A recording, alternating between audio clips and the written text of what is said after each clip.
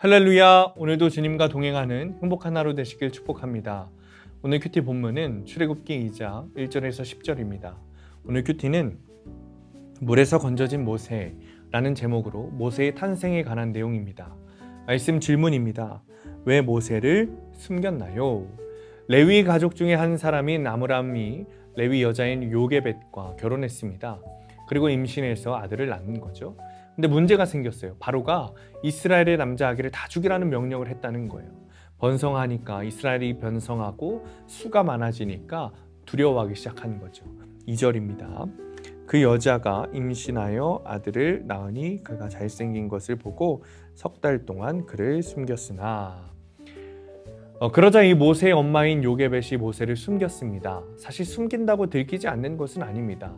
산파들이 다 애굽의 사람들이었고 그들이 보고하면 군인들이 죽이러 왔기 때문입니다.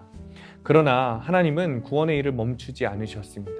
위기의 상황 가운데 있는 백성을 애굽에서 해방시키시고자 지도자 모세를 준비하신 것이에요. 모세가 태어날 때 그의 부모는 그가 하나님 보시기에 아름다움을 보고 석 달 동안 그를 숨겼습니다. 그 일을 통해서 모세를 하나님께서 구원하신 것입니다. 주님의 다 계획이셨던 것이죠. 그들이 이렇게 할 수 있었던 것은 그를 사용하셔서 이스라엘을 출애굽하실 계획을 주님께서 가지고 계셨기 때문이에요. 그리고 그것을 믿음으로 기대했기 때문입니다. 위기 속에서도 하나님은 나를 구원하시려는 계획을 신실하게 이루어 가십니다. 여러분, 고통스럽고 두려운 상황에서도 하나님이 나를 통해 구원의 일을 하실 것을 믿음으로 기대해야 합니다. 구원을 위해서 요게벳이 죽음을 무릅쓰고 모세를 숨긴 것처럼 오늘 내가 할 수 있는 최선의 것을 해야 하는 것이죠. 갈대 상자를 가져다가 모세의 부모는 아기를 더 이상 숨길 수 없게 되자 갈대로 작은 상자를 만들어서 역청과 나무진을 바르고 거기에 아기를 담아서 나일강에 떠나보냅니다. 이들은 절체절명의 한계 상황에서도 최선을 다했고 하나님이 누군가의 손길로 이 아들 모세를 구해주실 것이다 라고 믿었습니다.